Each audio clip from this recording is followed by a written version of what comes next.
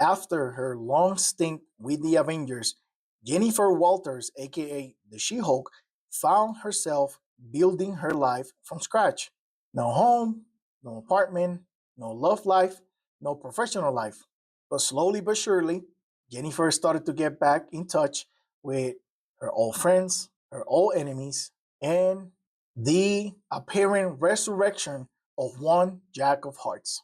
Welcome to another episode of Thoughts and Reviews, where I'm covering She Hulk by Rainbow Rowell. Jen of Hearts is a fitting title for this volume because Jennifer becomes vulnerable and open to the good things happening in her life, both professionally and personally.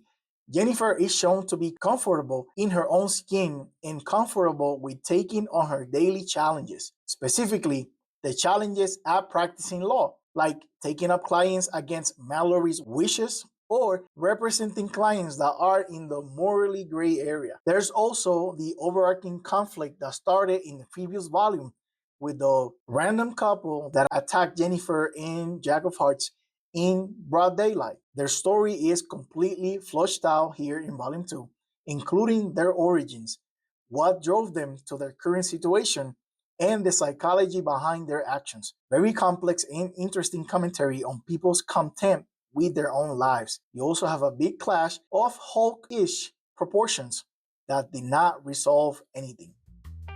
This is the beginning of the second arc with issue number 6. Jen starts this second arc a bit more comfortable in her own skin, like I said. This is showcased by the newly incorporated Eat Cake in Fancy Dresses Wednesday, which is exactly what it sounds like. Patsy and Jen meet up on Wednesdays. They meet up at a bakery and enjoy cake while dressed in fancy threads. This is adorable and empowering on so many levels. Forget the fact that She-Hulk sticks out like a green sore thumb anywhere she goes.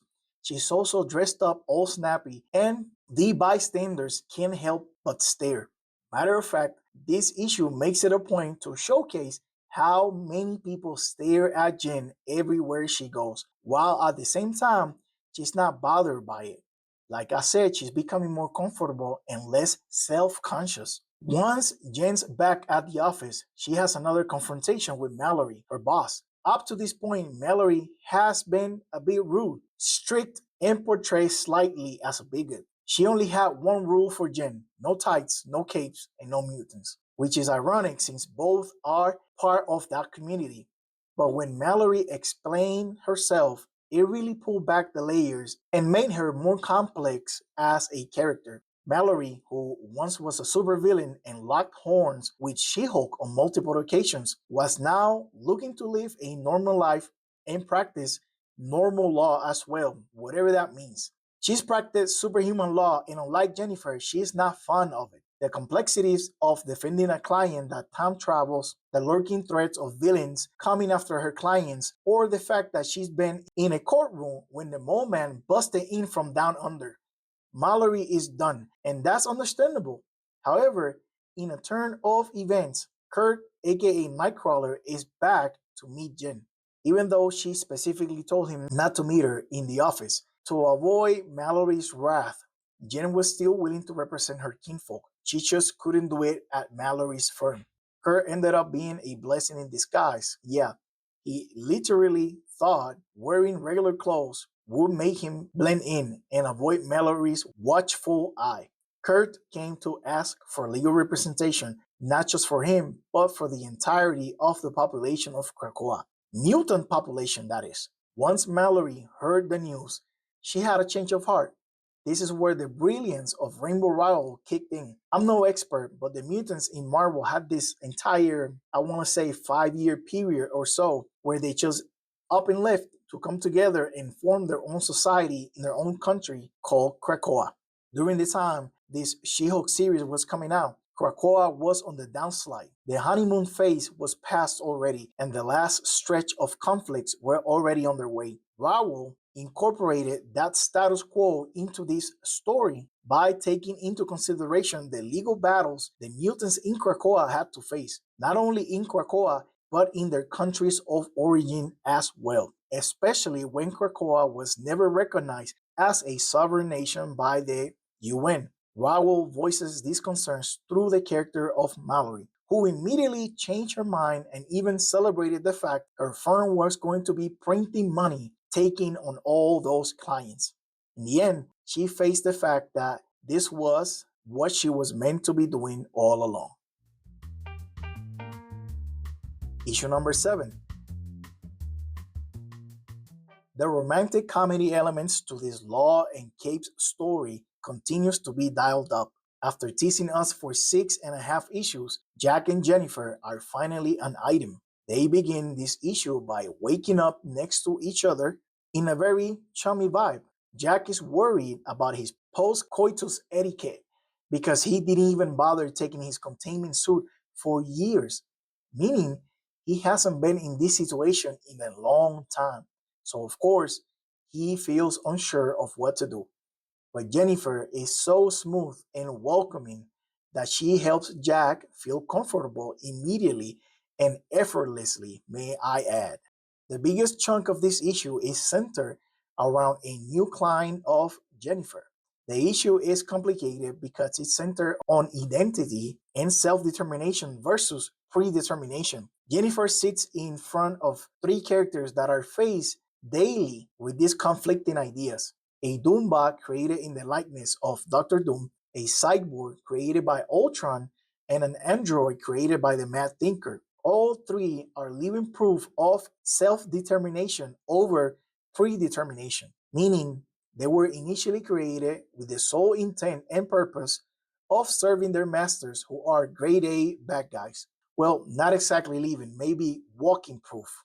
Nonetheless, Jennifer sees them and acknowledges their struggles and their self determination and decides to take the case despite all logic and sense telling her otherwise. And here we are, perfect time for an origin story in issue number 8. Here's the story of April and Mark Booth. They were smart, brilliant even. They were in love and they had their whole lives ahead of them. But they weren't content with where they were in their professional lives. April specifically wanted more. Nothing inherently wrong with wanting bigger and better things for yourself. But April and Mark decided that this more had to be what others had that they didn't. April felt invisible in her professional life, and Mark decided that the blessings that others had were undeserved. Together, they believed they should, could, and would do better with those powers that other people had. They convinced themselves they would handle those responsibilities better than anyone because of their superior intellect. It's those feelings we all can relate to, right? If I had that high, if I had that job, if I have those skills, that brain, those looks, so on and so forth. It's uncomfortable to admit it, but we all been there one way or another. The problem with Mark and April was that they stayed there in those thoughts, and the dynamics of their relationship only served to see them spiral even more. They ended up setting their sights on the Hulks. I don't know why, but that's what they did.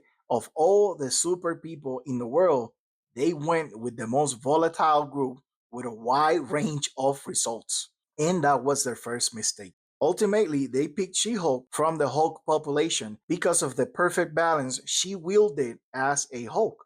And after stealing She Hulk's blood and injecting themselves with it, they saw themselves transform into Hulks as well. The intent was for them to become like She Hulk, strong but in control over themselves and their intelligence.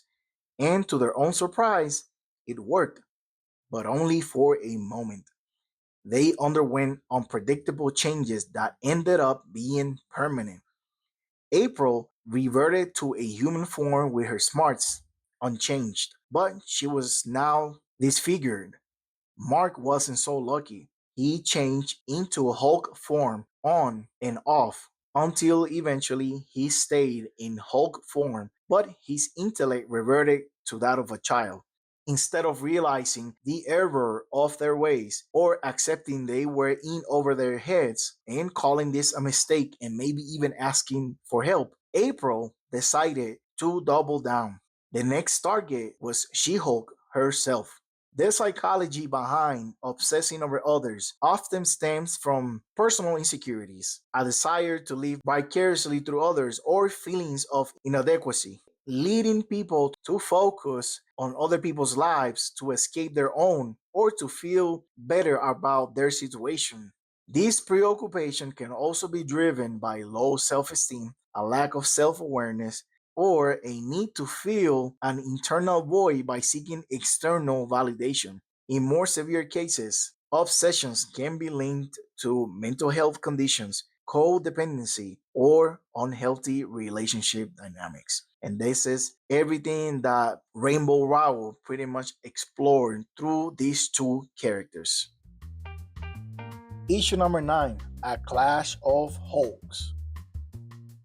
April, ever so confident in herself, took offense to the fact that, out of the blue, Jennifer came knocking on her door offering help. This attitude from April, the false sense of superiority, completely blinded her sense of reality. The fact was, she indeed needed help, but as the spectator that she was of the hoax, she believed Jennifer to be perfect in every way, and her desire to have said perfection drove her to see this endeavor through. Finally, there is a semi explanation as to where Jack's been before he resurfaced. He was right here in this basement, in that containment unit. April figured out that in order to obtain the perfect balance that the She Hulk has, she needed to steal her gamma radiation. This was something Jack of Hearts was able to do in the past via the zero energy fluids, hence why they had him in the containment unit harvesting the zero energy from him. Then we get an all out brawl between these Hulks, or Hulkish people, if you will, and Jack of Hearts, who showed up at the last minute. April tried stealing Jen's gamma radiation, but ended up stealing her husband's instead.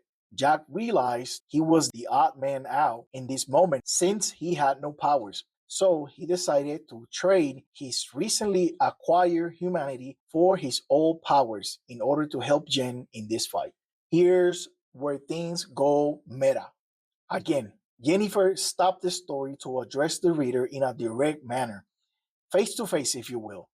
If you figure out where this scene was going, Jen wanted to let you know that she figured it out too. Jennifer Walters was disappointed with the writer and the reader about seeing her gain something of value, something that matters to her in this newly found romantic interest with Jack, for the story to take it away from her. If seeing her like this makes you feel bad, you're not alone.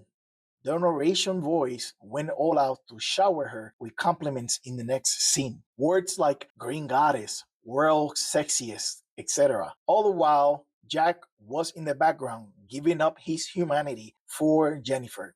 During the chaos, the boots escaped and Jack absorbed the zero fluid that was left in the containment suit. Since he didn't have the special suit to contain his zero energy, he lost control over it and seemingly died, proving Jennifer right. Her life was being torn away from her by us, the writer, the artist, and more importantly, the consumer or the readers, because by turning the pages, we made this possible. Issue number 10. Time slows down when you have to wait, which is exactly what happened to Jen in this issue.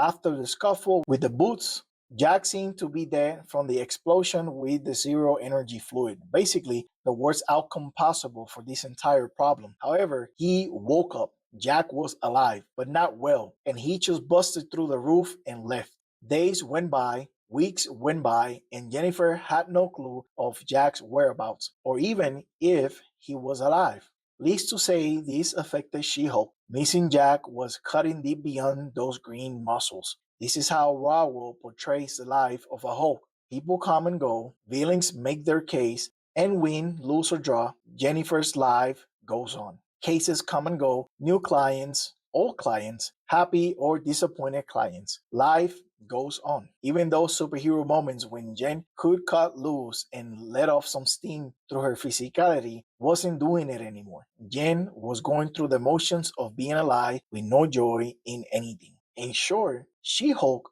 was grieving. It took some loving and caring for her friend Patsy to lift Jen's spirits. She finally fessed up about Jack, and Patsy wanted to know all the details. Of course she did. Who wouldn't want to know all the details about their best friend being romantically involved with someone who was supposed to be dead? If you say you wouldn't, you're lying. The $1,000,000 question here was, why was She-Hulk so attached to this short fling she had with Jack of Hearts? In Jen's own words, she was completely and utterly free to be herself with Jack, whatever that meant, whatever that looked or felt for her at any moment on any day. Because even though Jen has some hits and misses in the love department, her previous relationships were all shackled in some way or another. They ended their night after Patsy made a call to action and Jennifer sort of agreed to stop feeling sorry for herself. Finally, just when Jen was starting to get used to Jack being gone, he made his return. As expected, things were even more complicated now than before. Jack had regained his powers, but he needed time to regain control over them. Hence, the sudden disappearance. He almost didn't come back because he wasn't as safe as he was before, and he felt that Jennifer deserved something or someone better than him. However, Jack was wrong because at the end of the day, that was Jen's call to make. Let's talk about the art. Luca Maresca continued his amazing work during issues 6 and 7. Maresca matched Rowell's intentions of making Mallory a complicated character. She went from being perceived as a bigot in the previous volume to someone that is just guarded and cold against the things that hurt her professional life in the past. Maresca also turned a very emotionally charged scene into a climactic moment between Jennifer and Jack when they finally took that leap of faith and became even more intimate than they were already. Issues 8, 9, and 10's pencils were done by Takeshi Miyazawa, and he oversaw the action in this volume. Yes, he concocted the fight scenes between the hulked out characters, but he was also responsible for portraying the origins of the villains of this story. While they in fact were bad guys, they also were flawed people who misguided themselves through their own delusions of grandeur. The visual storytelling was very powerful when portraying their descent into madness. That is all for this episode. Thank you for watching. You have a blessed day, and remember to read more comics.